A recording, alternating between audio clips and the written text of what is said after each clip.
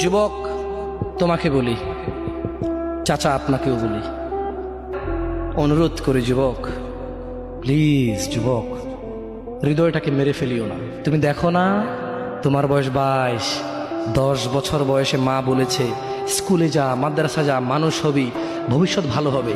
তুমি শোনোনি cricket, football, cinema, নাটক, কোথায় বিয়ে, কোথায় গায়ে হলুদ, গান বাজনা বাজিয়ে তোমার জীবন কাটাই দিছো।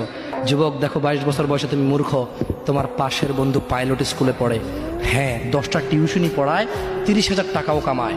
হ্যাঁ, তুমি যাকে বিয়ের প্রস্তাব দিচ্ছ কেউ রাজি নাই, ওর জন্য 5টা ঘর আসে, ওর মা বলছে এখনো ছোট, আরো পড়াশোনা করুক, আর তুমি বিয়ের জন্য হন্য হয়ে খুঁজতেছ।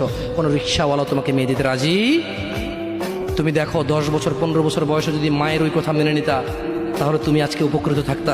আমি জামশেদ মজুমদার 27 বছর বয়সে এসে তোমাকে বলছি তুমি গান বাজনা ছেড়ে দাও। ইনশাআল্লাহ 60 বছর পরে মারা গেলে, 30 বছর পরে মারা গেলে, 70 বছর পরে মারা গেলে ওই উপকৃত হবা। আর তা না হলে এই গান বাজনার সাথে তুমি তোমাকে ধ্বংস করে দিচ্ছ। যেদিন নিঃশ্বাস বন্ধ হয়ে যাবে সেদিন হলেও বুঝবা, বুঝতে তোমাকে হবেই।